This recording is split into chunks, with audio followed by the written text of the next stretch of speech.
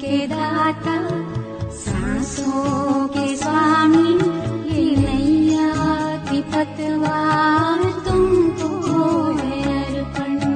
जीवन के दाता सांसों के स्वामी, ये नैया की पतवार तुमको है अर्पण। प्राणों के प्यारे बाबा हमारे, प्राणों के प्यारे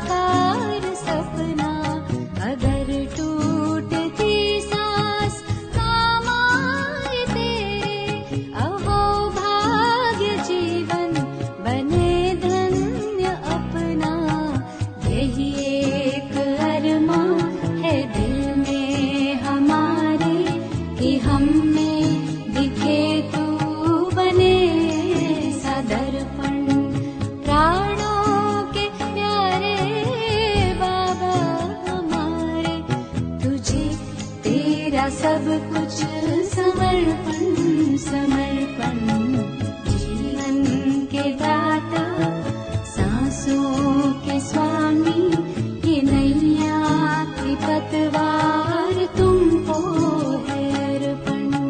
जीवन के दाता सांसों के स्वामी, ये नैया की पतवार तुमको है अर्पण। ओम शांति। बाबा कहते बच्चे, ये परिवार है। इस परिवार में तुम सब बच्चे हो। बच्चे छोटे भी होते हैं, बड़े भी होते हैं। बाबा हमको टीचर बनकर पढ़ा रहे हैं और पढ़ाकर हमारी गति सद्गति कर रहे हैं। 25 तारीख की वाणी है। मीठे बच्चे, बेहद के सुखों के लिए तुम्हें बेहद की नॉलेज मिलती है। तुम फिर से राजयोग की शिक्षा से राजाई ले रहे हो। प्रश्न, तुम्हारा ईश्वरीय कुटुंब किस बात में बिल्कुल ही निराला है? उत्तर, इस ईश्वरीय कुटुंब में कोई 1 रोज़ का बच्चा है, कोई 8 रोज़ का, लेकिन सब पढ़ रहे हैं। बाप ही टीचर बनकर अपने बच्चों को पढ़ा रहे हैं। यह है निराली बात। आत्मा पढ़ती है, आत्मा कहती है बाबा बाबा, फिर बच्चों को 84 जन्मों की कहानी सुनाते हैं।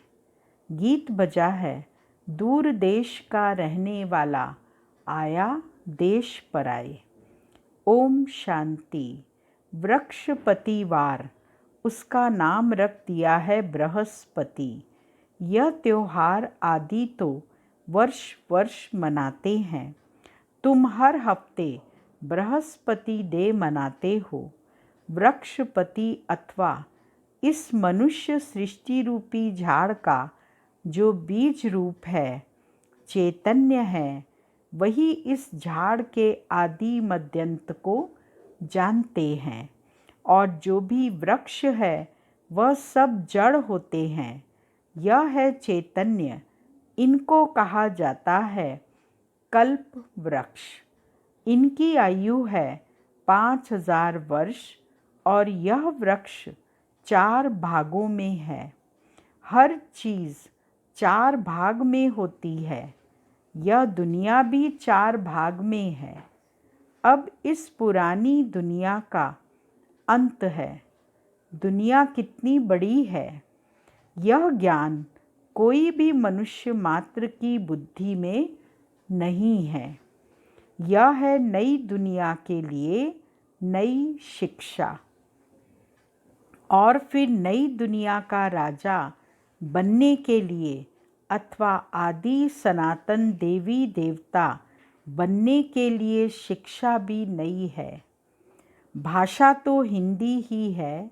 बाबा ने समझाया है, जब दूसरी राजाई स्थापन होती है तो उनकी भाषा अलग होती है। सतयुग में क्या भाषा होगी, सो बच्चे थोड़ा थोड़ा जानते हैं। आगे बच्चियां ध्यान में जाकर बतलाती थी। वहाँ कोई संस्कृत नहीं है। संस्कृत तो यहाँ है ना। जो यहाँ है वह फिर वहाँ नहीं हो सकती। तो बच्चे जानते हैं यह वृक्षपति, उनको फादर रचता भी कहते हैं। झाड़ होते हैं जड़। बच्चों को सृष्टि के आदि मध्य अंत को भी जानना चाहिए ना। इस समय नॉलेज न होने के कारण मनुष्यों को सुख नहीं है। यह है बेहद की नॉलेज, जिससे बेहद का सुख होता है। हद की नॉलेज से काग विष्टा समान सुख मिलता है। तुम जानते हो हम बेहद के सुख के लिए अभी पुरुषार्थ कर रहे हैं। फिर से अक्षर सिर्फ तुम सुनते हो। तुम ही फिर से मनुष्य से देवता बनने के लिए ये राजयोग की शिक्षा प्राप्त कर रहे हो। यह भी तुम जानते हो, ज्ञान का सागर बाप निराकार है। निराकारी तो बच्चे आत्माएं भी हैं, लेकिन सबको अपना अपना शरीर है। इनको अलौकिक जन्म कहा जाता है और कोई मनुष्य ऐसे जन्म ले नहीं सकते जैसे यह लेते हैं, और इनकी भी वानप्रस्थ अवस्था में प्रवेश करते हैं। परमात्मा ब्रह्मा की वानप्रस्थ अवस्था में प्रवेश करते हैं और आकर अलौकिक जन्म देते हैं। उनका नाम रखते हैं प्रजापिता ब्रह्मा, और जो उनके मुख से एडॉप्टेड बच्चे हैं, ब्राह्मण बनते हैं, उनका अलौकिक जन्म होता है। बच्चों को सन्मुख बैठ समझाते हैं, और कोई आत्माओं को बच्चे बच्चे कह न सकें। कोई भी धर्म वाला हो जानते हैं शिव बाबा हम आत्माओं का बाबा है। वह तो ज़रूर बच्चे बच्चे ही कहेंगे। बाकी कोई भी मनुष्य आत्मा को ईश्वर नहीं कह सकते, बाबा नहीं कह सकते। यूँ तो गांधी को भी बापू कहते थे। म्युनिसिपैलिटी के मेयर को भी फादर कह देते, परंतु वह फादर है सब देहधारी। तुम जानते हो हमारी आत्माओं का बाप हमको पढ़ाते हैं। बाप घड़ी घड़ी कहते हैं, क्या कहते हैं बाबा घड़ी घड़ी? अपने को आत्मा समझो। वह बाप आकर पढ़ाते भी आत्माओं को हैं। यह है ईश्वरीय कुटुंब। बाप के इतने ढेर बच्चे हैं, तुम भी कहते हो बाबा हम आपके हैं।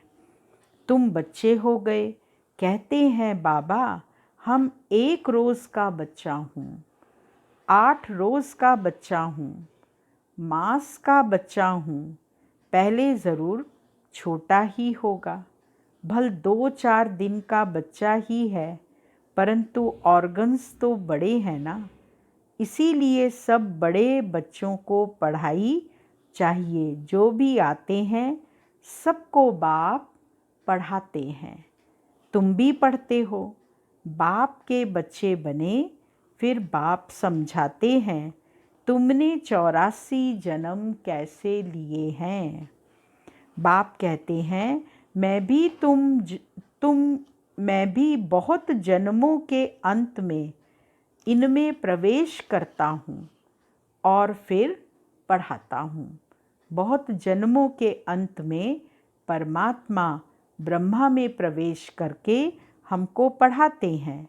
बच्चे जानते हैं यहाँ हम बड़े से बड़े टीचर के पास आए हैं, जिससे ही फिर ये टीचर निकले हैं, जिनको पंडे कहते हैं। वह भी सबको पढ़ाते रहते हैं। जो जो जानते जाएंगे पढ़ाते रहेंगे। पहले पहले तो समझाना ही यह है, 2 बाप है ना। हम सबके भी कितने बाप हुए? 2 बाप, एक लौकिक और दूसरा पारलौकिक। बड़ा तो ज़रूर पारलौकिक बाप हो गया, जिसको भगवान कहा जाता है।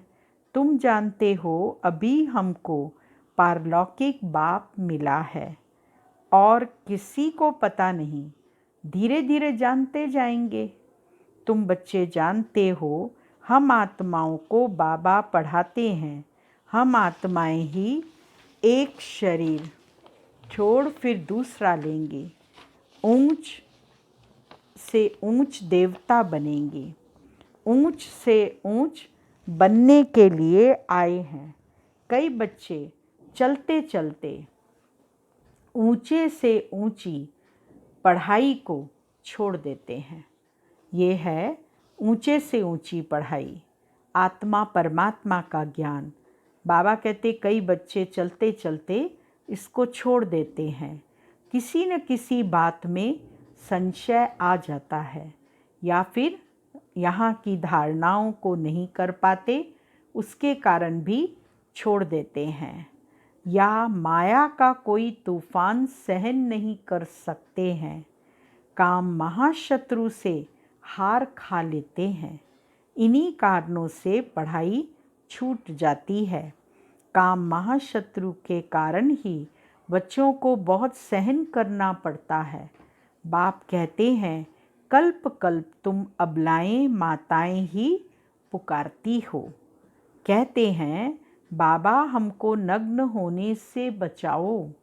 बाप कहते हैं याद के सिवाय और कोई रास्ता नहीं है।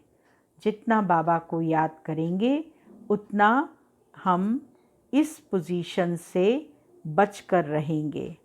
याद से ही बल आता जाएगा, माया बलवान की ताकत कम होती जाएगी, फिर तुम छूट जाएंगे। ऐसे बहुत बंधन से छूट कर आते हैं, फिर अत्याचार होना बंद हो जाता है। फिर आकर शिव बाबा से ब्रह्मा द्वारा बातचीत करते हैं। यह भी आदत पड़ जानी चाहिए। बुद्धि में यह रहना चाहिए कि हम शिव बाबा पास जाते हैं, वह इस ब्रह्मा तन में आते हैं। हम शिव बाबा के आगे बैठे हैं। याद से ही विकर्म विनाश होंगे। अपने को आत्मा समझ बाप को याद करना है, यही शिक्षा मिलती है। बाप से मिलने आओ तो भी अपने को आत्मा समझो। बाबा से मिलने जाएं तो भी ये समझो मैं आत्मा बाबा से मिलने के लिए बैठी हूँ। आत्म अभिमानी भव, यह ज्ञान भी तुमको अभी मिलता है। यह है मेहनत। उस भक्ति मार्ग में तो कितने वेद शास्त्र आदि पढ़ते हैं। यह तो एक ही मेहनत है, सिर्फ याद की। यह बहुत सहज ते सहज है, बहुत डिफ़िकल्ट भी है। बाप को याद करना, इससे सहज कोई बात होती नहीं। बच्चा पैदा हुआ और मुख से बाबा बाबा निकलेगा, बच्ची के मुख से माँ निकलेगा। आत्मा ने फीमेल का शरीर धारण किया है, फीमेल माँ के पास ही जाएगी। बच्चा अक्सर करके बाप को याद करता है क्योंकि उससे वर्षा मिलता है, अर्थात प्रॉपर्टी का मालिक बनता है। अभी तुम आत्माएं तो सब बच्चे हो, तुमको वर्षा मिलता है बाप से। आत्मा को बाप से वर्षा मिलता है। याद करने से देह अभिमानी होंगे तो वर्षा पाने में मुश्किलात होगी। बाप कहते हैं मैं बच्चों को ही पढ़ाता हूँ। बच्चे भी जानते हैं हम बच्चों को बाप पढ़ाते हैं। यह बातें बाप के सिवाय कोई बता न सके। उनके साथ ही भक्ति मार्ग में तुम्हारा प्यार था। तुम सब आशिक थे उस माशूक के। सारी दुनिया आशिक है एक माशूक की। परमात्मा को सब परम पिता भी कहते हैं। बाप को आशिक नहीं कहा जाता है। बाप समझाते हैं तुम भक्ति मार्ग में आशिक थे, अभी भी हैं बहुत, परंतु परमात्मा किसको कहा जाए इसमें बहुत मूंझते हैं। गणेश हनुमान आदि को परमात्मा कह एकदम सूत मुंझा दिया है। सिवाय एक के कोई ठीक कर न सके, कोई की ताकत नहीं। बाप ही आकर बच्चों को समझाते हैं। बच्चे फिर नंबरवार पुरुषार्थ अनुसार समझते हैं और समझाने के लायक बनते हैं। राजधानी स्थापन हो रही है, हूबहू कल्प पहले मिसल तुम यहाँ पढ़ते हो। फिर प्रारब्ध नई दुनिया में पाएंगे, उनको अमरलोक कहा जाता है। तुम काल पर विजय पाते हो, वहाँ कभी अकाले मृत्यु होती नहीं। नाम ही है स्वर्ग। तुम बच्चों को इस पढ़ाई में बहुत खुशी होनी चाहिए। बाप की याद से बाप की प्रॉपर्टी भी याद आएगी। बाबा को याद करेंगे तो बाबा की जो प्रॉपर्टी है उसकी भी याद आएगी। सेकंड में सारे ड्रामा का ज्ञान बुद्धि में आ जाता है। मूल वतन, सूक्ष्म वतन, स्थूल वतन, 84 का चक्कर, बस यह नाटक सारा भारत पर ही बना हुआ है। बाकी सब हैं बाई प्लॉट। बाप नॉलेज भी तुमको सुनाते हैं। तुम ही ऊंच से ऊंच फिर नीच बने हो। डबल सिर ताज राव और फिर बिल्कुल ही रंक। अब भारत रंक भिखारी है। प्रजा का प्रजा पर राज्य है। सतयुग में था डबल सिर ताज, महाराजा महारानी का राज्य। डबल ताजधारी थे। एक पवित्रता का ताज अर्थात लाइट का ताज था और दूसरा रत्न जड़ित ताज। सब मानते हैं आदि देव ब्रह्मा को नाम बहुत दिए हैं। महावीर भी उनको कहते हैं, महावीर हनुमान को भी कहते हैं। वास्तव में तुम बच्चे ही सच्चे सच्चे महावीर हनुमान हो, क्योंकि तुम योग में इतना रहते हो जो माया के भल कितने भी तूफान आए लेकिन तुम्हें हिला नहीं सकते। तुम महावीर के बच्चे महावीर बने हो क्योंकि तुम माया पर जीत पाते हो। 5 विकार रूपी रावण पर हरेक जीत पाते हैं। माया 5 विकारों पर जीत पाने का कार्य एक मनुष्य की बात नहीं, तुम हर एक को धनुष तोड़ना है, अर्थात माया पर जीत पानी है। इसमें लड़ाई आदि की कोई बात नहीं। यूरोप वासी कैसे लड़ते हैं? भारत में कौरवों और यवनों की लड़ाई है। कौरव और यवनों की लड़ाई है। गाया भी हुआ है, रक्त की नदियाँ बहती हैं, दूध की भी नदियाँ बहेंगी। विष्णु को क्षीर सागर में दिखाते हैं। लक्ष्मी नारायण है पारसनाथ, उनका फिर नेपाल तरफ पशुपति नाम रख दिया है। एक ही विष्णु के 2 रूप, पारसनाथ, पारसनाथनी।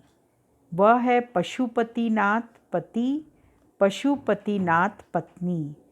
उसमें विष्णु का चित्र बनाते हैं, लेक भी बनाते हैं। अब लेक में क्षीर कहाँ से आया?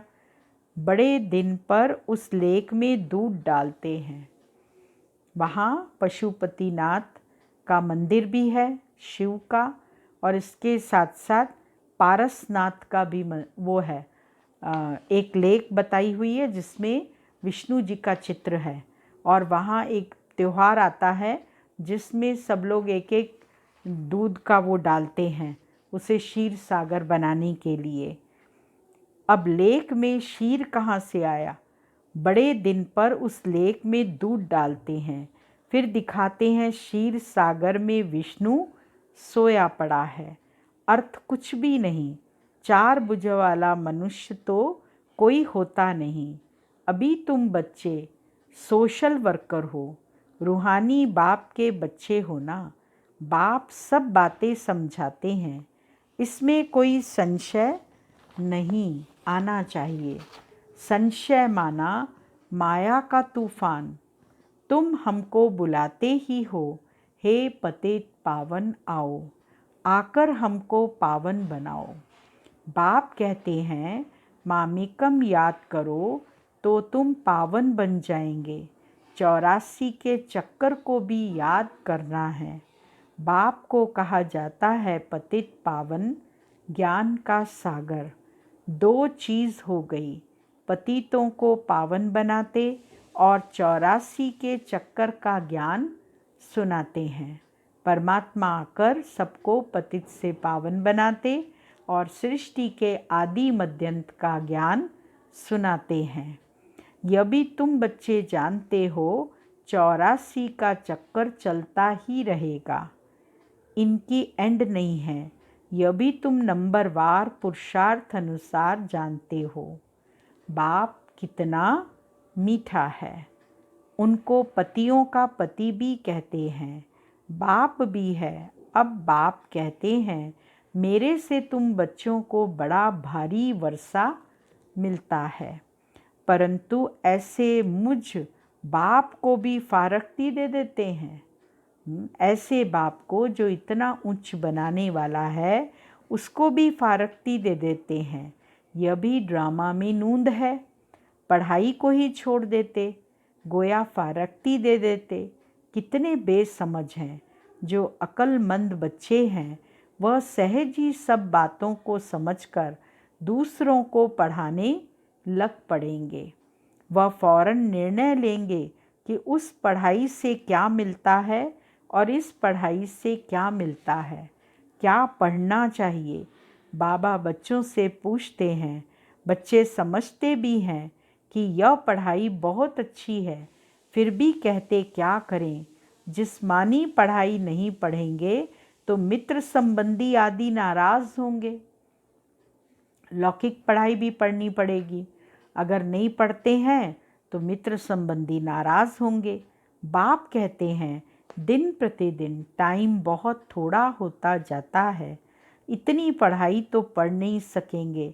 बड़े ज़ोर से तैयारियां हो रही हैं, हर प्रकार से तैयारियां होती हैं ना। दिन प्रतिदिन एक दो में दुश्मनी बढ़ती जाती है। कहते भी हैं ऐसी ऐसी चीज़ें बनाई हैं जो फट से सबको खलास कर देंगे। तुम बच्चे जानते हो, ड्रामा अनुसार अब लड़ाई लग नहीं सकती। राजाई स्थापन होनी है, तब तक हम भी तैयारी कर रहे हैं। यह भी तैयारी करते रहते हैं। तुम्हारा पिछाड़ी में बहुत प्रभाव निकलने का है। गाया भी जाता है, ओहो प्रभु तेरी लीला। यह इसी समय का गायन है। यह भी गाया हुआ है, तुम्हारी गतमत न्यारी, सब आत्माओं का पाठ न्यारा। अभी बाप तुमको श्रीमत दे रहे हैं कि मामेकम याद करो तो विकर्म विनाश होंगे। कहाँ श्रीमत, कहाँ मनुष्यों की मत। तुम जानते हो, विश्व में शांति सिवाय परम पिता परमात्मा के कोई कर न सके।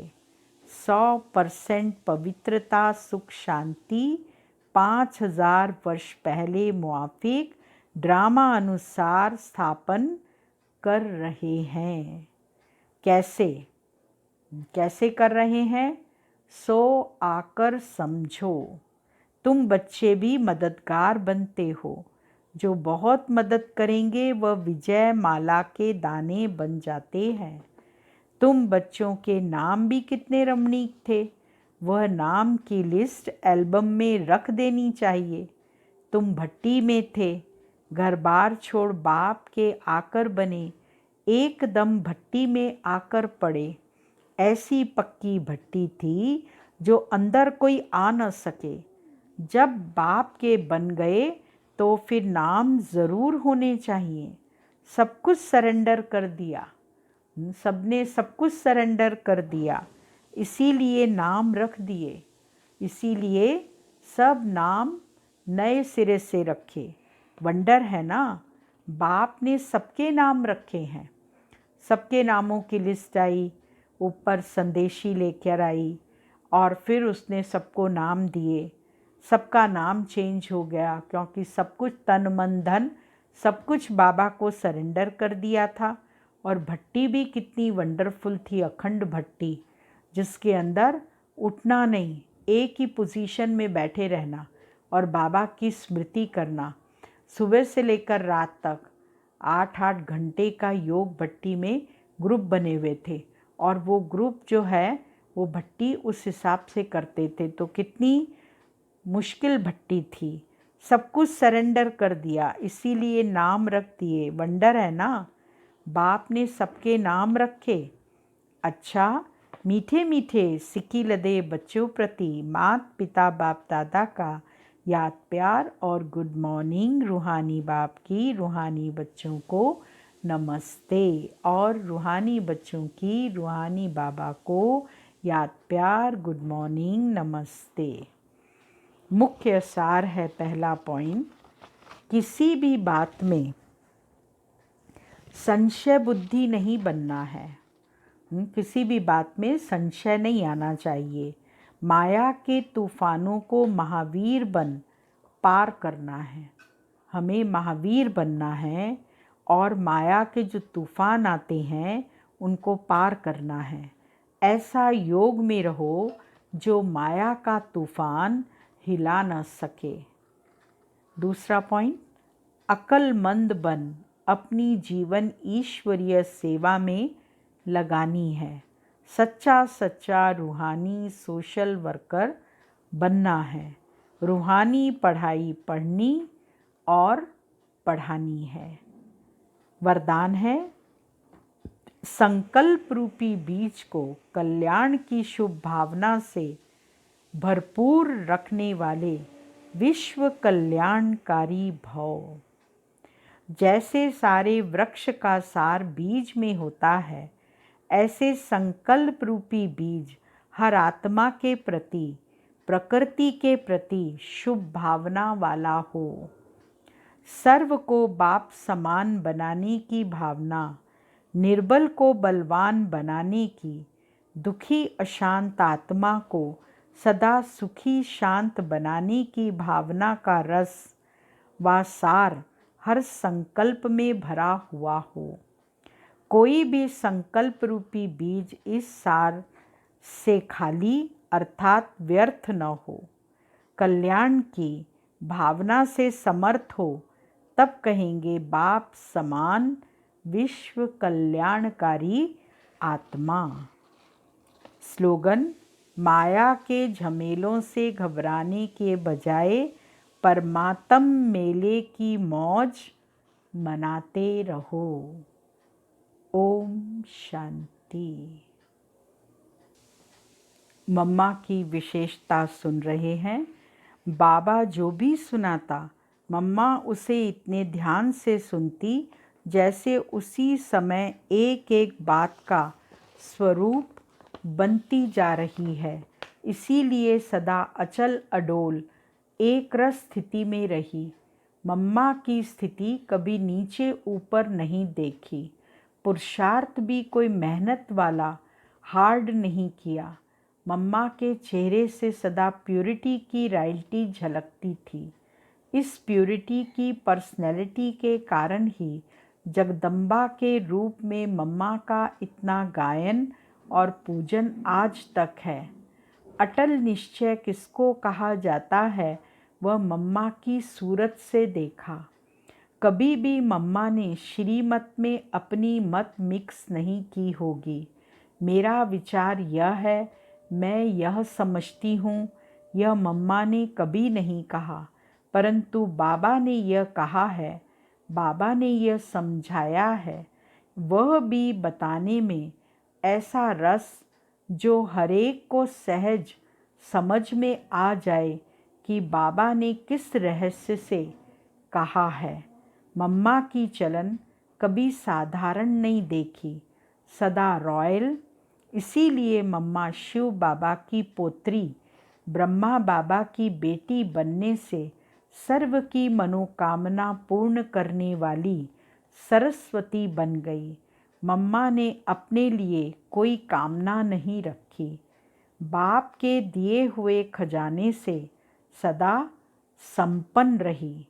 मम्मा ने कभी अपना शो नहीं किया, गुप्त पालना दी, अच्छी धारणा कराने में मदद की। आज दिन तक भी देश विदेश में बाबा के कई बच्चे हैं जिनका अनुभव है कि हम जैसे साकार माता पिता की पालना में पल रहे हैं। अनमोल शिक्षाएं मम्मा की। हमारे बोलने का शब्दों का भी मैनर्स चाहिए, भाषा भी अच्छी चाहिए, बात करने की टैक्ट भी आनी चाहिए। कोई मान का इज्जत का भूखा है, कोई नाम शान का भूखा है, उसे परखकर उस तरीके से उसे हैंडल करना है, उसके संस्कारों को भी देखना है। इन सब में बुद्धि की चमत्कारी चाहिए। हमें अपने बोल चाल पर बहुत ध्यान देना है। तुम कहेंगे, हमने तो ये अक्षर कोई ख्याल से नहीं कहा, परंतु हरेक के साथ कैसे बात करनी चाहिए वह भी सीखना है। हरेक समझे कि वातावरण को ठीक करने के हम जिम्मेवार हैं, क्योंकि वातावरण से ही अवस्था बिगड़ती है, तो इस पर बहुत अटेंशन रखना चाहिए। ऐसा ख्याल कभी नहीं आना चाहिए कि यह सुधरेगा नहीं। भल संस्कार हर एक के अपने अपने हैं, परंतु अपनी तरफ से जितना हो सके मेहनत करनी चाहिए। सभी एक जैसे नहीं बनते, सब वैरायटी हैं। कोई तन से मददगार बनेगा, कोई मन से, कोई धन से मददगार बनेगा। तो हमको उस वैरायटी मदद लेनी है। हमारी एम यही रहे कि सबका कल्याण करें, जितनी हद में चल सकें उतना उन्हें चलाना है। ओम शांति।